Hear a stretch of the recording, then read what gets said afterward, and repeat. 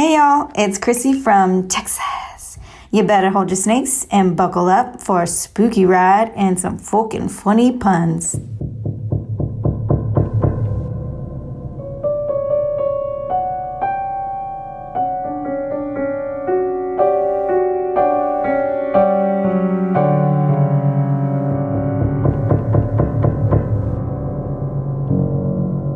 Hey y'all, I'm Donna. And I'm Carrie. And we are Paranormal Chicks. Sinister Sightings 110. And you just heard Chrissy G from Texas, as she said. And Donna is holding on to her Medusa snakes. And if you don't know what we're talking about, Chrissy knows because she got the extra content from a 31 Nights of Halloween bonus episode. Mm-hmm. So if you want to know what Chrissy's talking about and all the extra stuff that she's getting, head on over to patreon.com/theapcpodcast. All right, jumping on in. The first one is called Haunted Everything. Hello, Paranormal Chicks. First off, I love your podcast. I discovered your podcast when my Grams and I were road tripping from Idaho to California, and we both love murder mysteries and paranormal things. We both fell in love with your podcast, and now I'm addicted. Second of all, I have lots of stories, so I might just write them all here. Sorry. Story number 1, the hospice. How that just starts, it sounds like the beginning of a scary book, or like a chapter in a scary book. Yeah, it really does. I work at a hospice facility, which is not a typical facility type place. It's a 7-bedroom house in the middle of a small town in a quiet ranch-style neighborhood. I have been working there for about 2 years now, and in that time, I have firsthand experienced many different things. I have witnessed blinds open by themselves while no one was in the room. We have even had a patient's room get totally trashed in the middle of the night, and the patient that lived in that room was sleeping and could not get out of bed, so there is no explanation for why this room got trashed. When I say trashed, I mean a vacuum tube TV was placed perfectly on the ground, and those TVs are heavy. It took 2 nurses to put it back on the dresser. When they asked the sleeping patient what happened to her room, she said someone was in here, but she wasn't sure who or any details about it. She just knew someone was in there. I've even had spoons fly and nightlights fly out of the sockets. I've had lights turned off, and some of my coworkers have felt someone tap them, and when they turn around, nothing was there. I still work there, and I am a total believer, but since they seem to be destructive, I would always say my Hail Marys as I walk through the halls. Story number 2, the haunted jail. I was visiting with some family in Idaho, and me being the ghost hunter I am, I went to the old state penitentiary, and it has been a known place for haunting. As we walked through, we went into the women's ward. My Grams, sidebar, I love you and your Grams, BT dubs, and I love Grams. Okay.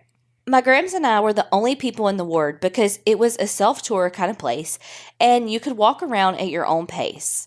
I walked up to one of those closed jail cells where you could see into the cell through a small opening, which was scary enough.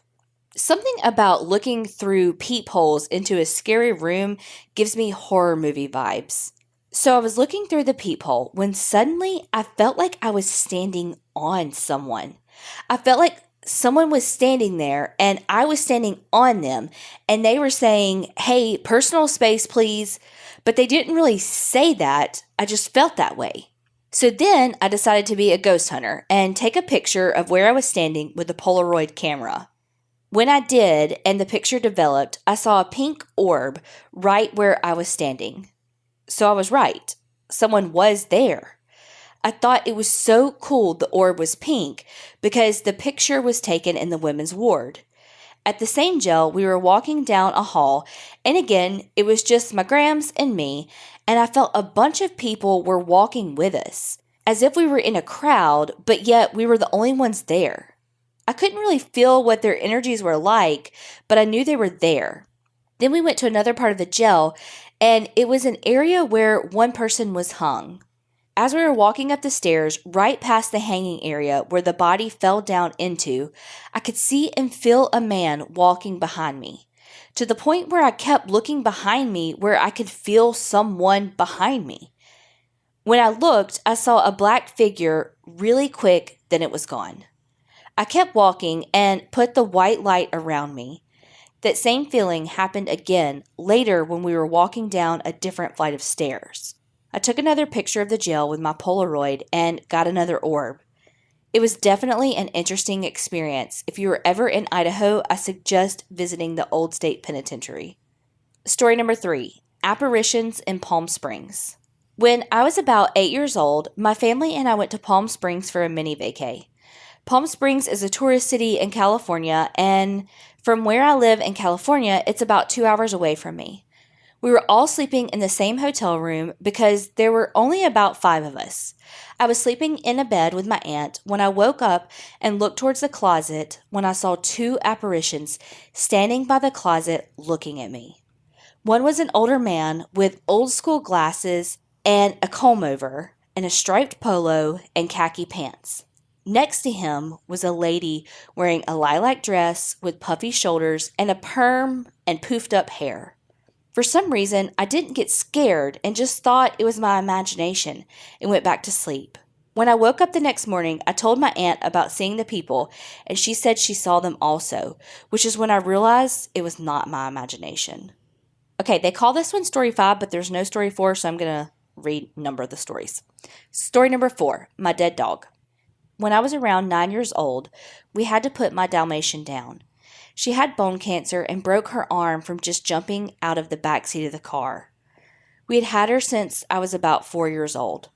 I loved the show 101 Dalmatians, and so when she showed up at our front door in the middle of winter, it was fate. I had to give my hugs and kisses to my dog before they took her to the vet before putting her down. A few days after she passed, I opened up the sliding glass door to let my other dogs go outside, and they ran past me to go outside. When all of a sudden, I saw a white flash go by me, and in my mind, I knew that it was my dog running by me to go play outside with her brothers. Story number 5, a haunted bookstore. When I was around the age of 7, my grams took me to this bookstore in Ojai, California, which is a town that is very old, and most of the stores are old houses converted. As my grams and I were walking through the house/bookstore, I just had this overwhelming feeling that someone didn't want us there. I told my grams that I wanted to leave, and she also felt the energy, but she didn't want to scare me. It wasn't until we walked down the hall that my grams opened the bathroom door and said, "Okay, let's go." So we walked out and asked the cashier if they had had any ghost encounters, and he denied it. I have not since been back to that bookstore, but I want to go back and see if I can still feel the energies since now I have learned how to work with them better. Story number 6, the Winchester Mansion. I'm not sure if you've heard of it, but the Winchester Mansion is a huge mansion in San Jose, California, where a woman named Sarah Winchester, who is an heir to the Winchester rifle fortune, lived in a house by herself. She lost her father, husband, and daughter to tuberculosis all in the span of a year. She was overwhelmed with grief, so she went to a psychic, where the psychic told her that she had to keep building and adding to her house. That way the spirits that had been killed by the Winchester's rifles couldn't find her. So since she made $1,000 a day back in 1880, which was a lot back then, and a lot in nowadays, she just built and built. There were staircases that led to nowhere, and windows in the ground, and doors that opened to brick walls. The whole house was very weird and eerie. Miss Winchester would have seances every night in a special room with a Ouija board, and she would communicate with the spirits, and they would tell her where and what to build next. In that room, there were 13 hooks on the wall and 13 panels on the ceiling and 13 wall panels. She had a weird thing with 13. As we were standing in that room while on the tour, my great-grandmother, who was with me, told me she felt like she was going to pass out in that room because of the energy. I personally did not feel anything in that room, but the next room I felt a horrible feeling and I felt like I couldn't breathe. That was a great place, and I suggest going if you like going to creepy and weird places.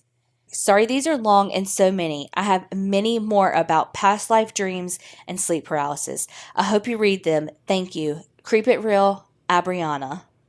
Oh my God, I loved all of those. And Donna, you've been to the Winchester Mansion, right? Yes, I went there. I think grade? No, my 10th grade year. I almost said 10th grade, but I was thinking it was like before then, obviously, because I said 8th. Yeah, I went to California my 6th grade and my 10th grade year. Where the fuck did I come up with 8th?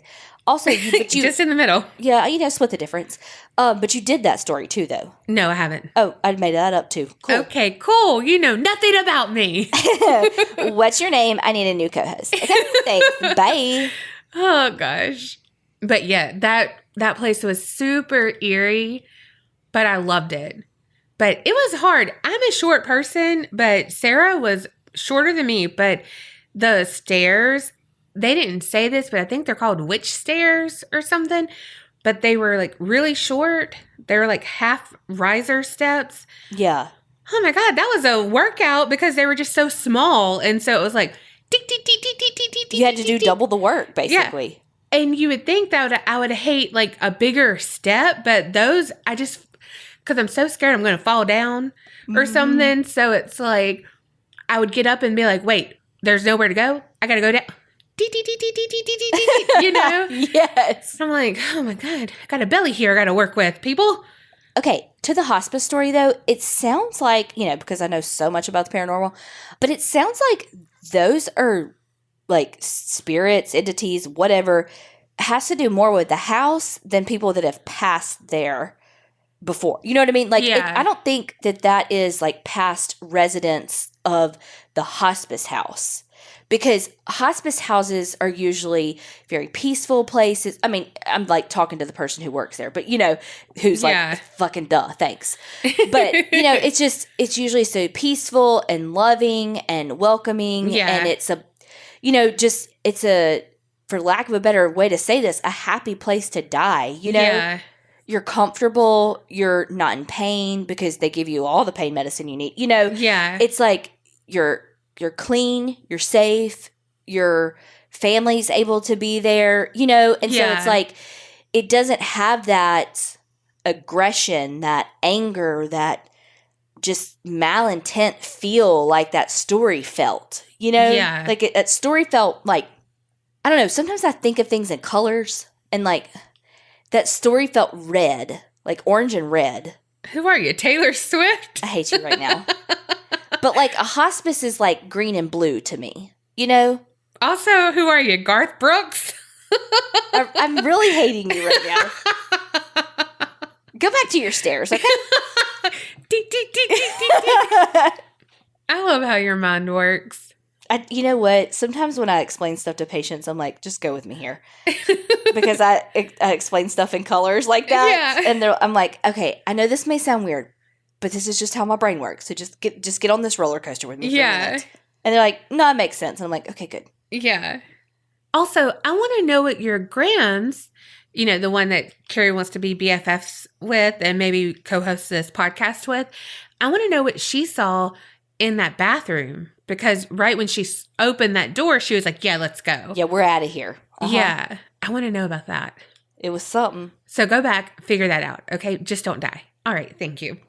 And then it sounds like some couple was trying to live their best life in fucking Palm Springs and died.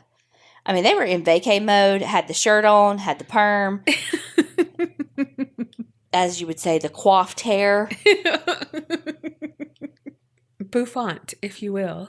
Living their best life, cut short, maybe. Aw, even after death. Do you believe in life after love? Does your perm, is it really a permanent? I mean, these are the cutting edge questions that we don't answer. All right, on to the second one. Hello, my beautiful ghouls. So finally, after months of keeping my damn mouth shut, which is very fucking hard for me, me too, girl, I was able to give my best ghoul friend and fellow creepster, Sarah, her present. You ladies are a big part of our lives, and we appreciate y'all so fucking much. There's a video of Sarah opening her gift and us, well, mostly Sarah, ugly crying.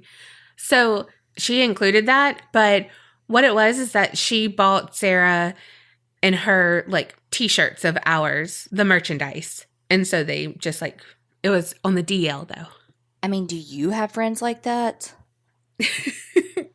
If not, you should get some. And our merch store is, no, I'm just joking. She's not because she doesn't know it. But I don't either. What is it? It's store.paranormalchicks.com. Oh, okay. She does know it. While I'm here, I've got a couple of stories for y'all. Picture it. Mid-90s, my parents bought an old ranch-style home in suburban Illinois. My dad tore the whole house down and rebuilt it. Obviously, don't remember much as a baby, but I do remember I always felt some kind of presence in that room. Nothing threatening, but it was there. I would get frightened and try to sleep with my parents, but my mama was not as nice as Donna's mama, and I always got kicked out. So late 90s, I'm about 2 or 3 years old when I got put in my first big girl bed.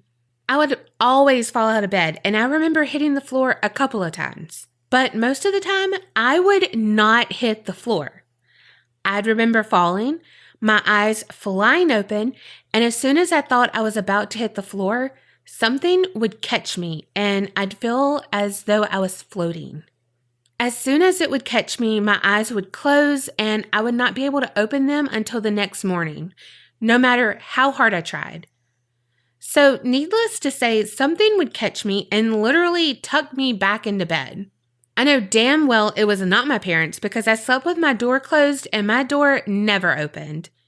And this happened until I moved out of that house. Second story. This one's kind of quick. Maybe. Well, one of my best friends, KT, and I, yes, I have 2 BFFs, always have had this spiritual connection. We used to work at Buffalo Wild Wings for 4 years together. Last year, one of our cooks passed away. We were never super close, but would go for after-work drinks or run into each other at the bar. At the time, I didn't know what had happened to him. But about 2 weeks ago, KT texted me asking me if I remembered said cook, and I said yes, and she goes on to tell me that he came to her in her dream. Basically, she was out with me and a couple of other friends of his that we are also friends with. On her way home, she sees him on the side of the road. Knowing he had passed, she still picked him up. They got to talking, he told her what happened, and sadly, he overdosed. He goes on to tell KT, please tell everyone I'm sorry and that I love them, especially his best friend. We're going to call him B. He even told KT to tell Kylie, me, he said hi. So rewind beginning of quarantine, I never mentioned this to KT. He came to me in a dream. I gave him rides home from work every once in a while when we closed together. So in my dream, I was walking to my car after work and he came running to me asking for a ride home. Nothing was said the whole ride home, but it was a peaceful ride. As he got out of my car, he told me to check his Tumblr and vanished away.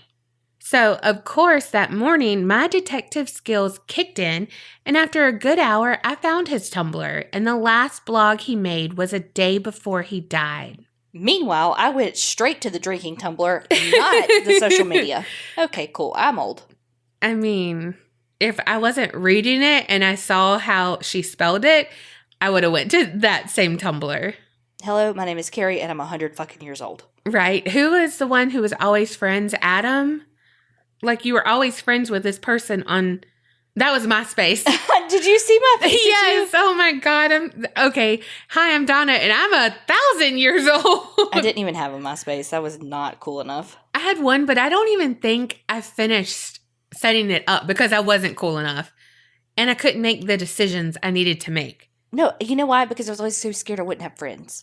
Like, nobody would make me one of their, like, top friends. Yeah. And that gave me so much anxiety. I just wasn't going to have one. No, mine was like, what background do I need to do? I don't know. Oh, my God. Just can't do this.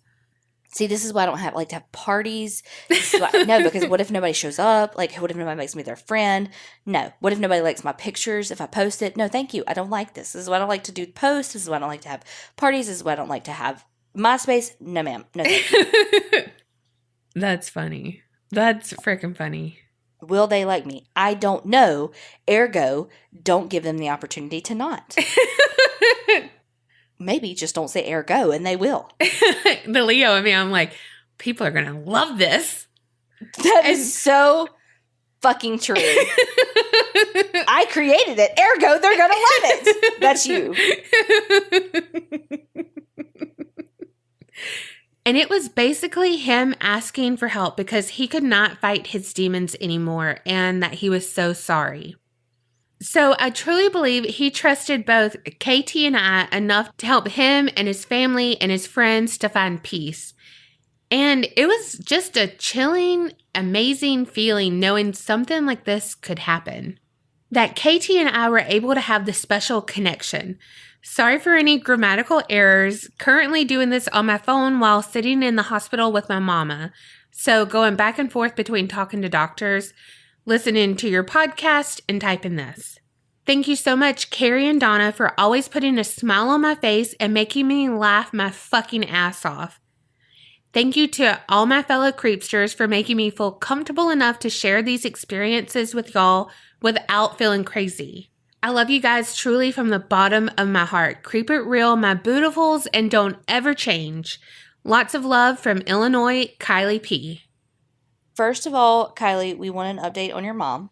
Yes, definitely. Even though she would kick you out of her bed at night. It's funny that you say that because when you're reading that part of the story about, like, not as nice as your mama, and then she said that about she had to sleep with her door closed, I was like, damn, she wouldn't let you sleep in there, and she made you sleep with the door closed? Right? Double whammy. Damn! I always thought that on movies when they would close the kid's door. I was like, my door was never closed as a kid. Mine wasn't until it was because you were a teenager. Well, me and Tiffany would be really loud because we'd be cracking each other up. Yeah, it's like once you become a certain age, yeah, you close it because you like, ugh, parents, gross, and you want to keep them out. But, I mean, when you're a kid and there's like monsters. Yeah. Fucking leave my door open. When I would sleep with my mom, her door was open. Well, yeah, the whole damn house is in her bed. Of course it's open. Besides the demons that would sleep underneath my side of the bed. Thanks, Kenneth.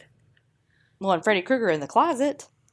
My poor mama. She had no relief. Like, bless her heart. Now, knowing what it feels like to sleep with, like, a dog and stuff who's just wants to be, like, right on top of you and not move. And I'm like, get the fuck off of me sometimes.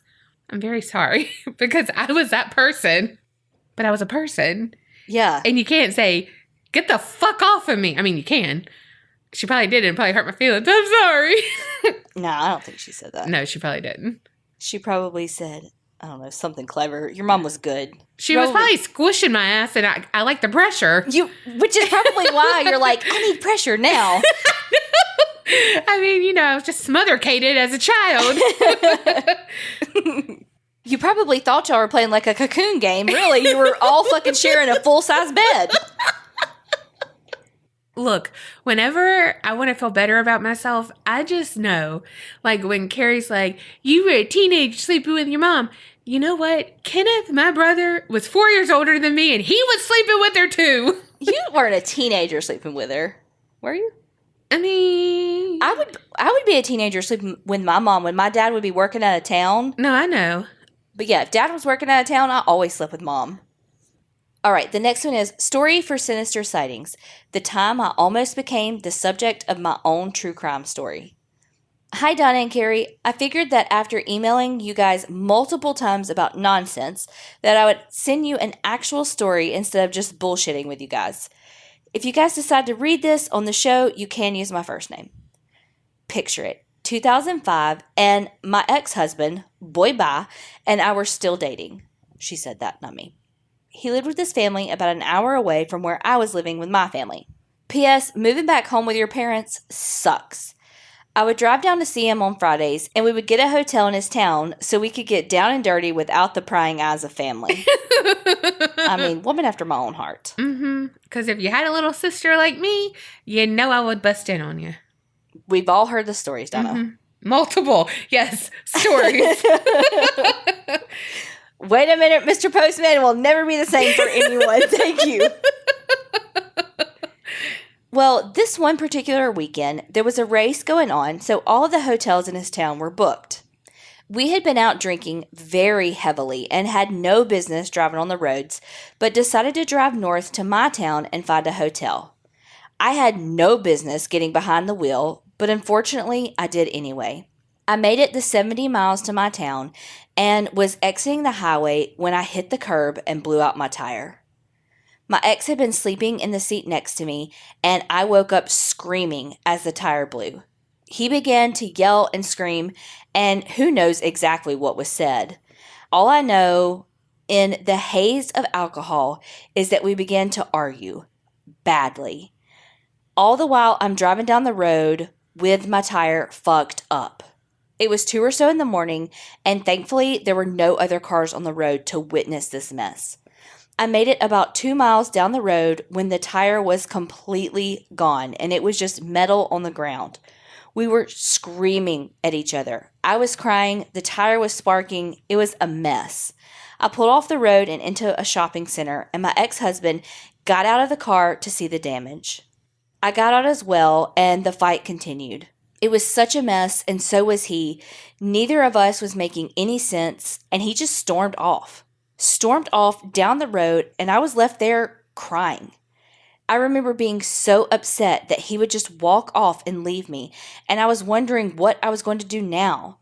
Had a cell phone, but I was not about to call my parents after drunk driving home and fucking up my car. All of a sudden, an SUV pulls up behind my car in the shopping center. A young guy got out, maybe in his early 20s. He came over to me and was very concerned that I was alone and crying and my car was undrivable. I remember being weirded out by him and not at all comfortable by him being there. There was no one else around us at all. I was totally deserted. I explained to him through tears that my boyfriend and I had a fight and he left me there. He grabbed my arm and started to lead me to his vehicle. I was so upset and drunk that I let him lead me into his SUV. Once the door closed, I began to feel scared, like I should not be here. He drove the SUV off, and I began to really feel like I had fucked up big time. But a few moments later, there ahead of us in the headlights was my ex-husband. I yelled, "That's my boyfriend, pull over right now." The guy who picked me up was really taken aback by this. He didn't slow down though. I rolled the window down, hugged my head out, and screamed my ex's name. My ex-husband heard me and saw me hanging out of the window. He stood in the road and waited for the driver to stop. The guy stopped the SUV, thank God, and I jumped the fuck out of there so fast. My ex was very confused as to what I was doing with this guy and where he was taking me. My ex and I ended up walking the rest of the way to my parents' house, and we dealt with the car the next day. I never saw that SUV or that guy again. Every time I hear a true crime story of a girl getting into a car and never being seen again, I think about that night and how lucky I am. I'm 3 years sober, and now I'm married to my second husband. I still think back to this, and I'm thankful that I made it out of that situation alive. Between the drunk driving and the creepy SUV guy, this story could have been a very different ending.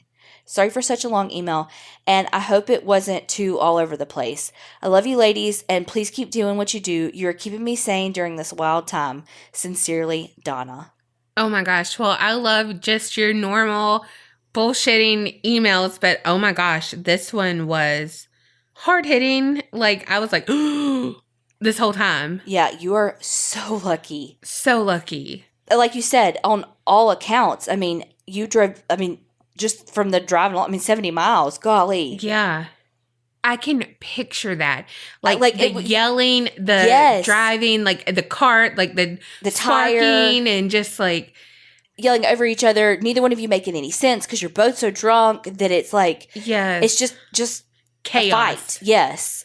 And then like a fucking snake in the fucking brush coming up behind you right at the perfect moment. Like, how they find you, how they know, like, oh, she's stranded. Let me just go up, Right. What if his windows had been locked? Right. What if? I know. And you wouldn't have been able to roll the window down. You know what I mean? Like, that's like... I know. What's scary is that if he did this to the next person, I bet he locked the windows. Yeah. I bet he did too. And, because they learn yeah. as they go. And it's like, yeah. it's just so scary. Yeah. Oh. I always check. Well, I don't even get in Ubers a lot. Like, seriously, the first one I did was... It was in Atlanta? Yeah. Look at me remembering shit. Finally. Hey. But yeah, it was in Atlanta. Anytime I'm in someone's car, it doesn't matter if it's someone I know's car. It's just like I look at their locks. The child lock? The child lock, but no, not really. Like their actual locks. Because a lot of them are on the side now. Yeah. But back in the day I think it was on Hostel, I want to say. And it might not have been. Y'all know. Y'all correct me because I'm terrible at remembering this shit. But the locks was like razor blades or whatever. And so if someone like got in the taxi, they couldn't get out because it's locked. Yeah. And you can't pull up on the thing because it's going to just slice your fingers. Yeah. And like, when do you have something like, oh, here's some pliers. Hold on. Like, no, I don't have that. So I don't know. I always just look at that. So just thinking about like the windows lock thing. Oh my gosh. And I keep my windows locked all the time. Yeah. So not even being a creeper, I would have my windows locked. Oh gosh. I'm just so glad that you were safe. And now you're in a great marriage and congrats on your sobriety. Yes. Yes. And thank you for sharing that because I think that can help a lot of people. Absolutely. All right. The next one is Bigfoot ? A while back, I used to help a friend who did ghost tours in Columbia, South Carolina. We took people to this dirt road that's known for being very haunted. Everyone in the area knows of the road. It's called Old State Road. The road was at the time closed off on both ends so no traffic could drive down it. That made the long, dark walk down the road in the middle of the night so creepy. Some nights after we had tours, we would go back out there after the people on the tour had left. On this night, we decided to explore a different area past where we normally go. We would use EMF meters, spirit boxes, and other things like that on our trips out. We walk over this old bridge and all of a sudden we get this strong odor like something is dead. We are all looking around like, what in the heck is that? Covering our noses, gagging. It's potent. Our friend who led the tours pulls out the spirit box, turns it on, and says, "What is that horrible smell?" Over the spirit box, we all heard the word monkey.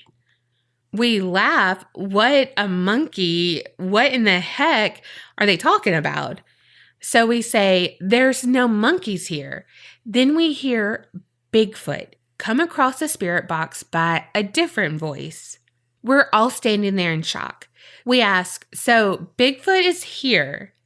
We get an answer, yes. I had heard a story of Bigfoot from my mom. She saw him as a kid, and I always kind of thought it was BS. But the one thing I did remember from my mom's story was when she talked about the horrible smell her and her friends smelled after he walked in front of them. I ask if the smell is him. Then we get a yes from the spirit box.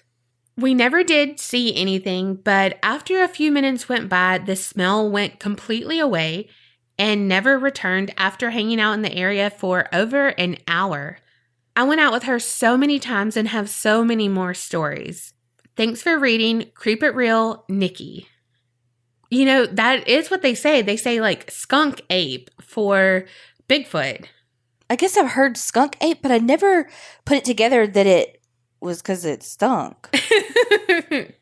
Like, I never knew that Bigfoot stunk. Yeah. Ew. Okay, so apparently I need to cover Bigfoot. Yes. Okay. Yeah, I don't know shit about Bigfoot other than, he ain't real. Don't let Patrick Hines hear you say that. That is wild. That one, in the back of your mind, you've heard this story, and then on the spirit box, just randomly, y'all get confirmation for that story. I can tell you one thing, Nikki. I don't want to fucking smell it.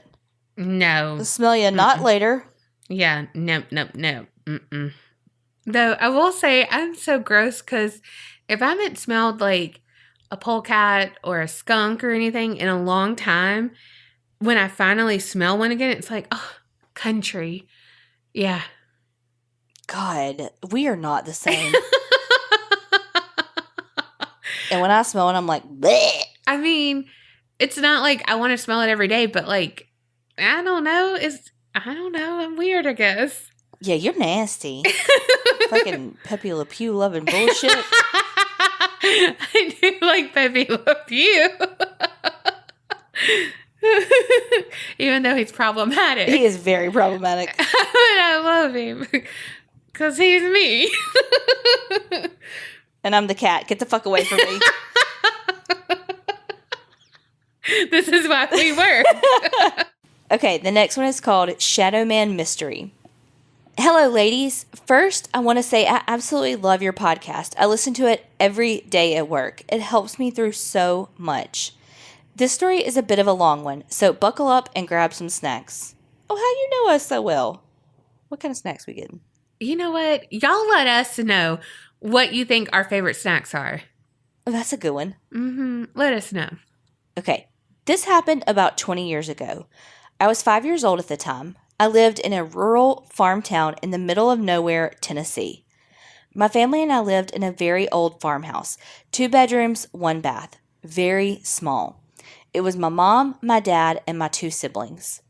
My mom had just found out she was pregnant with my youngest brother and decided she wanted a bigger house on the property. We ended up tearing down this old farmhouse.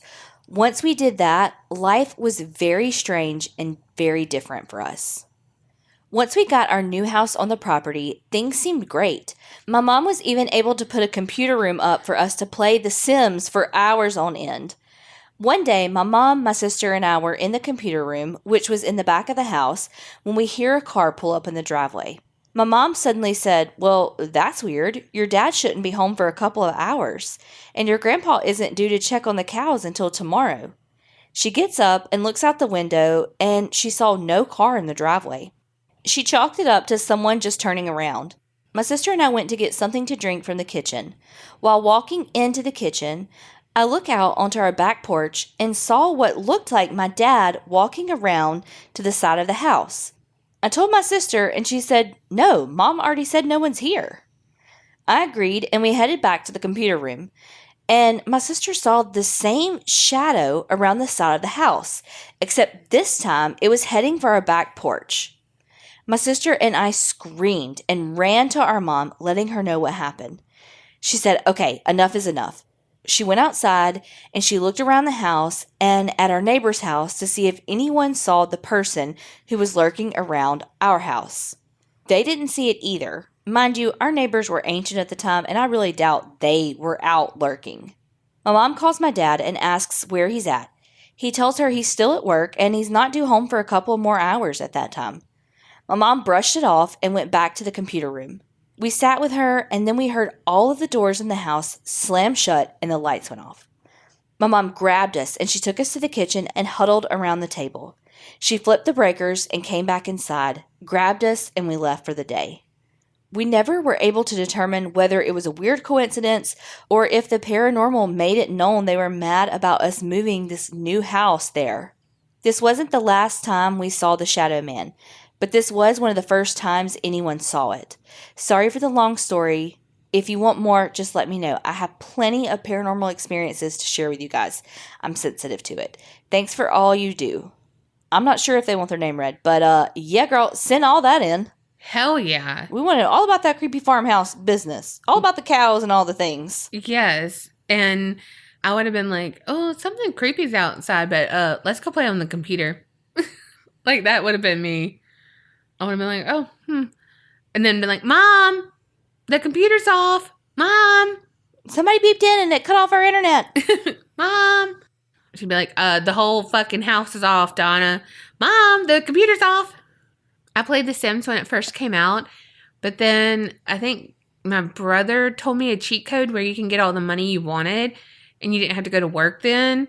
And it made it unfun because, like, you didn't have to play the game, really. Yeah.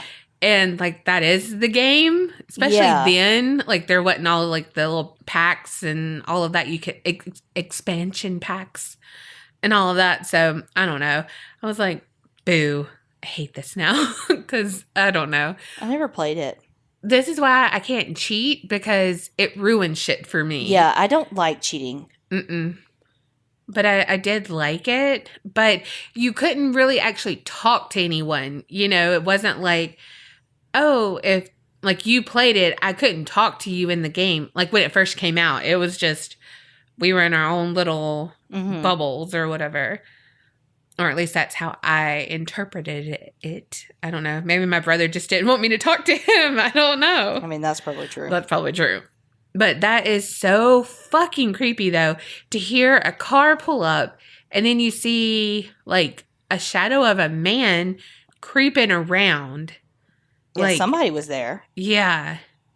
I wonder if it was like a well, then it turned off the power and stuff, so never mind. But I was just going to say if it was a residual haunting, you know, since Oh, yeah. like if that was just like the routine, But no, because it was the new house, too. Yeah, that's true. But yeah, like Carrie said, send us all the stories. Okay, the next one. Hey, beautiful ladies. I'm currently one of the newer fans that found this golden podcast due to an ad by Patrick Hines on one of the Obsessed podcasts. With that being said, I'm still on the mid-2019 section of your recording, so I may not be up to date with the current inside jokes, but I'm okay with having much more binging material before I catch up. Anyways, my story may not qualify as scary or actual sinister sighting, but it does have two parts that come together in the end. When I was around 9 years old, I remember having the worst nightmare anyone, much less any child, should experience. In my dream, my little brother Danny, who was 3 years younger, and I were on the floor playing with his action figures as we normally did in real life. In the dream, while my bro and I were minding our own business playing, my mother's boyfriend at the time got into a zombie-like state, started walking towards my brother, grabbed him by the neck, and released him as he fell over the balcony. As he was doing this, I recall screaming in my dream, "Stop, stop, let him go." But my mom's boyfriend paid me no mind and just simply let my brother drop. I ran towards the balcony, looked over, and saw my brother on the ground, dead, with blood running out of his mouth. I woke up in a panic, hyperventilating, only to see my brother in real at the end of my bed playing with his toys. I was so relieved that it was just a nightmare that I hugged him so tightly and gave him a huge kiss. He looked at me a little grossed out because I wasn't normally the sweet older sister to him at all times, especially after waking up. I ran to tell my mother about the horrible nightmare, and she comforted me by saying that usually nightmares mean the opposite will happen, and I have nothing to worry about. About 2 months later, Danny and I were riding our bikes to school, like we had been doing for the last few weeks. It was a typical morning, and I was in the 5th grade while he was in the 1st grade. For some reason, I woke up with a little anxiety that morning, and I told my brother to get in front of me because by now we both knew the path very well, and also because I was afraid that if he fell or something, the morning traffic wouldn't allow me to hear him, so I wanted to be able to keep my eyes on him. All was well until we approached the last small crosswalk before getting to the elementary school. It was a simple crosswalk that cars had to stop before turning either left or right into the main road. Well, we were about 10 feet away from the crosswalk. A car had stopped, and it appeared as if the car had stopped with noticing that my brother was about to cross. And by the way, this was not a regular car. It was a cable company van, so it was pretty high up. The van made a complete stop. My brother assumed he had stopped for him to cross, but to my horror, he didn't. From my vantage point, I saw the whole thing, and to this day, it replays in slow, horrid motion. I remember screaming, "Stop, stop," to both the van and my brother. By this time, he had already run over him completely, and I just remember swinging off of my bike, sprinting toward the cable van, pounding on his door for him to stop, and looking down at my little brother.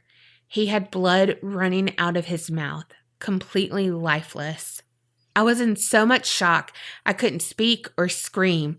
The driver of the van was shaking when he got out of the car and seemed to be in complete shock as well. A good Samaritan walking her children to school saw the whole thing and ran to pin me down to the floor away from the scene so I wouldn't see the rest of the nightmare. I just kept yelling, "Let me go," and "I need to save my brother," but she wouldn't budge. Moments later, an ambulance came, placed my baby brother in a stretcher, and for the last time, I heard him moan in what I can only hope was an unconscious state because, according to the paramedics, he died just moments after on his way to the hospital. Oh my God. Even though it was the 20th year this year since his passing, I still have mourned him every day in some fashion. Like, just typing this is enough to make me bawl my eyes out. The shock factor that it had on me and my family, especially my mother, was unbearable. It made me grow up very quickly, but it also made me appreciate life in ways I didn't before. Anyways, it took me a few years to realize that there could have been a connection between the nightmare I had just 2 months before my brother passing and the actual event. Although they weren't identical, there were similarities, like the fact that a man was driving the van and that in the dream, my mom's boyfriend grabbed my brother. Also, me yelling, "Stop, stop," in both the dream and real life. And lastly, the last image I had in both scenarios. Throughout my life, I have had other situations where I've had a dream and literally a few days or weeks later, it's come to life in some way. I don't claim to have this power or that it happens every single time, but just 2 examples are when I had a dream that my phone screen cracked. I always had my phone in a case, so that seemed unlikely to me. But in real life, I took my phone out of its case the day after the dream to clean the case, and boom, it fell and cracked. Another time was when I had a dream that I cut my leg so badly that it needed stitches. Well, guess what happened the next day? I sure as hell got a cut so gnarly that it was a miracle I didn't bust an artery. But I sure as shit needed stitches on that. Those are simpler yet mysterious examples. It doesn't happen every single time I dream something, but when it does, I kind of wonder what the hell it means and why. Not that I can even prove this to anyone. It's not like I race to social media or anyone to tell them a rundown of my dreams. It's usually after the fact that I make the connection. Okay, now that I've told you about my brother and his story, let me connect this to part 2. I'm an ER nurse. One day, a few months ago, January 2020, I was taking care of a woman who was beat the fuck up from her boyfriend/partner/piece of shit guy. Anyways, the woman was apparently known to some of my coworkers as, quote, crazy ass Maria, but I had never met her until that fateful morning. She lived an unfortunate life, and it was obvious she had some mental health problems. I believe it was bipolar mixed in with some schizophrenia. She was an absolute bloody mess from the beating she got, with fresh and dried blood on her scalp, face, mouth, along with a very bruised up body.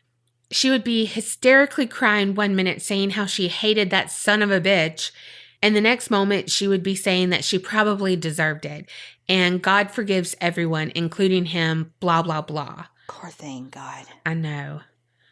My coworkers glanced at me with relief that they didn't have to take care of, quote, crazy Maria, but to be honest, I felt such a sadness in my heart for her. Instead of thinking her being crazy or doing this to herself because of her obvious years of drug abuse, I felt such a pity for her and heard her out, helped her shower, gave her fresh donated clothes and socks, and fed her. Throughout all of this, she would ramble on incoherently at times, but at other times, she had some moments of lucidness that were actually impressive. Now, this is where the story connects.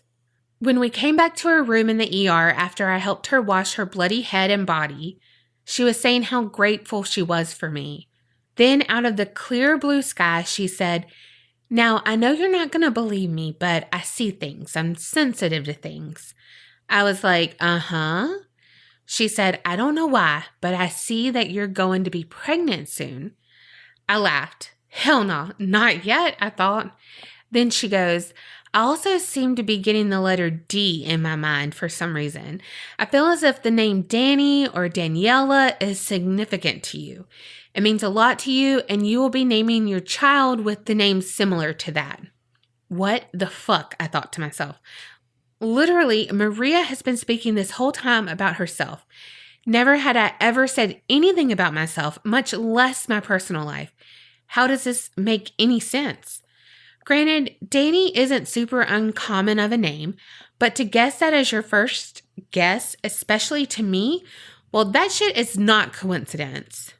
Since it was January, I didn't have a mask yet to hide my facial expression, so I just played it off with a soft smile and said, "That's interesting. I do like the name Danny, actually." I didn't reveal anything else to her, but had to excuse myself for a short cry in the bathroom. About the pregnancy, I am not indeed pregnant, nor plan to be in the very near future. But if it happens, then you guessed it. My little boy would have the name Daniel attached to him somehow. Not sure about a girl, but the point is, I have always made that declaration about future children. How a complete stranger mentioned that to me in the most random of moments will always be a mystery to me. Damn, I realized I just typed a long-ass story. I hope that I didn't make it too long or complicated to understand. I really hope you ladies keep rocking on with this podcast forever. I love you ladies and am happy to have found your show. Creep It Real, Natalie from Florida. P.S. You can absolutely say my name. That story about Danny breaks my heart. Yes. You were so young. He was so young. We are so sorry for your loss. And to be a witness to it. And the domino effect of the people who were around, too, that probably think about it. Mm-hmm. I mean, obviously, not in the same ways and not every day like you do, but the man that was driving the van and the woman that was protecting you, that was walking her kids to school, they're going to deal with it the rest of their lives, too. It's a domino effect from everyone that was involved. But I just cannot even imagine what you and your mother and your family went through. No. Maria was lucky to have you as a nurse that day because you did what a nurse is there to do.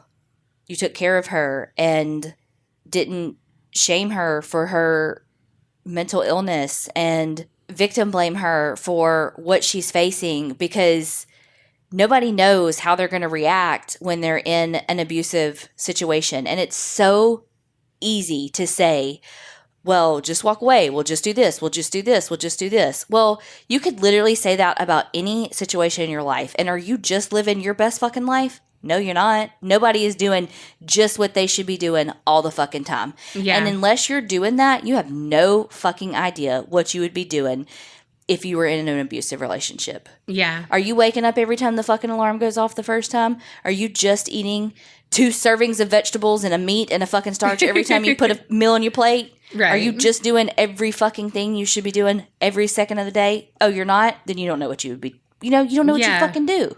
Yeah.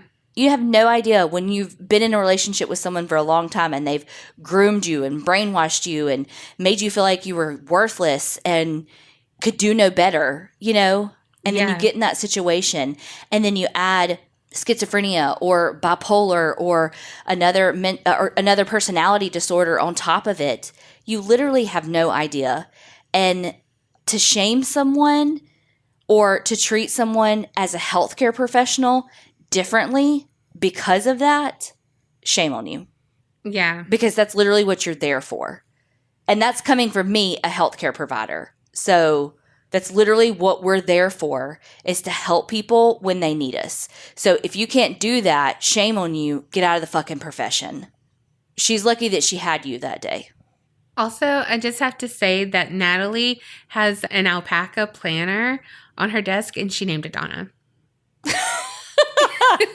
There's that Leo we know so well, bringing it right back to her. How do we solve a problem like Maria? Oh, we have Donna. We don't need the Maria. Oh, but girl, I would have had to excuse myself, and I wouldn't have been able to work after that because I would have ugly cried and probably made myself throw up from crying so hard. About Maria guessing Danny or Daniela or whatever. Yeah. And when I throw up, I have to shit too at the same time. And you that a hospital room, it would like reverberate against the walls. Like everyone in the emergency room would know that you just threw up. Mm-hmm. And I'd have to slink out. Gotta go. Bye. What's his name? Randall? That from Monsters, Inc. Okay, I went straight to the dog from Toy Story, and you went to Monsters, Inc. What does that say about us? Well, that we're a kid at heart. And yet 2 seconds later, we can make some wildly inappropriate joke. It is the dichotomy that is we. All right, the next one is, hey, beautiful girls, hey! You ladies are incredible. I've been itching to write you one of the stories I have or want to have within my family. Here's one that has stuck with me and my cousin. I grew up in a religious household, church every Sunday and private schools during elementary school. We would visit my grandparents in Florida probably once a year. Every Christmas or birthday, they would buy all the grandkid girls these 2-foot nun dolls, and not the kind of dolls you could play with, and the boys, priest dolls. Great gifts for kids. Big eye roll. They wrote that, not me. You know what I would say? This year, I want none. But like none of it. None. Yeah, I get it. But okay. Fuck you. My grandpa was super duper religious. He was part of the Knights of Columbus. He even had a private room in the house with double doors that opened up to a small chapel in his house with a small altar and statues, couch and chairs to chill in. We were rarely allowed in there, and it gave me major creeps. One year while visiting my grandparents, I had to have been about 7 years old. There was a day where my cousin Lindsay, who was only 2 years older than me, and I were allowed into the chapel to play checkers on one of those blanket checker sets you usually play on while you wait at Cracker Barrel, because there was too many adults and we wanted to play and chill together. We began to set up the checkers, and lo and behold, we were missing one of the checker pieces. Keep in mind, these checkers are huge. Like, one is the size of my entire palm, so it's hard to just lose. We were looking around on the floor where we were sitting, and all of the fucking sudden, it rolls out from behind the couch and stops next to the checkerboard. Oh my God, my eyes are watering just writing this. When the checker falls, my cousin and I look up at each other and run out as fast as we can get out of that chapel. We wouldn't go back in. I don't think any of the adults believed us.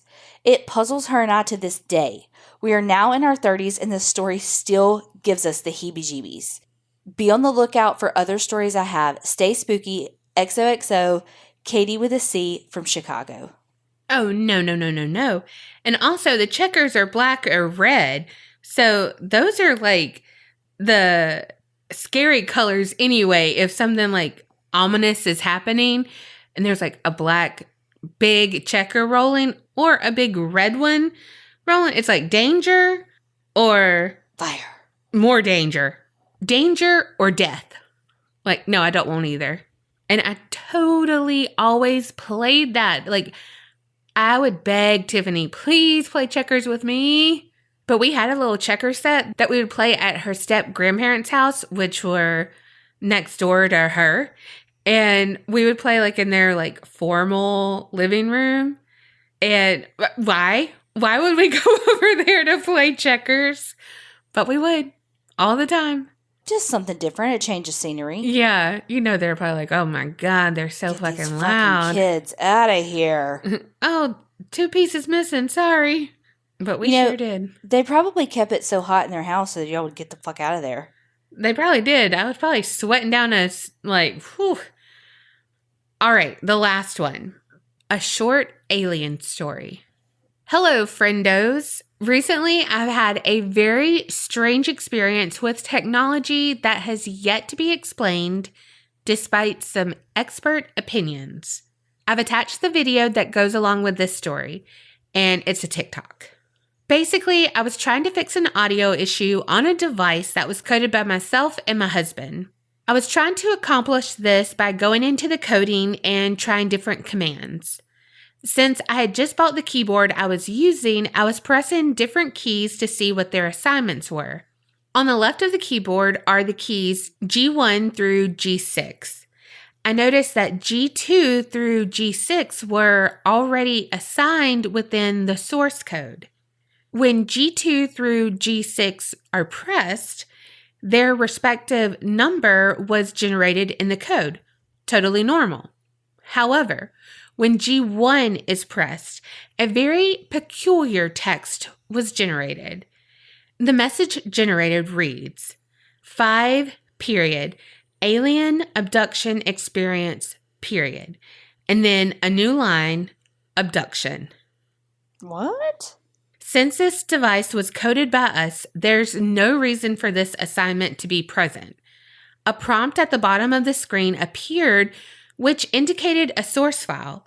I look at our device quizzically, since there should be no files written on the drive whatsoever. Upon checking the prompt further, it says that the file source was coming from YouTube. I checked the G1 assignment within the source code and tried to find the source link to YouTube that it was describing. There was absolutely nothing in the code that would prompt this assignment, prompt, or source file. I've asked input from other techies and no one has offered an explanation as of yet. What makes this all the more interesting is that I've had extraterrestrial experiences since childhood. I recently got professional hypnotherapy for memory regression and lost time, but that's another story for another time. Creep it real and don't get probed, Nicole Gable. You can use my name. I don't know if I feel smarter or dumber from this story.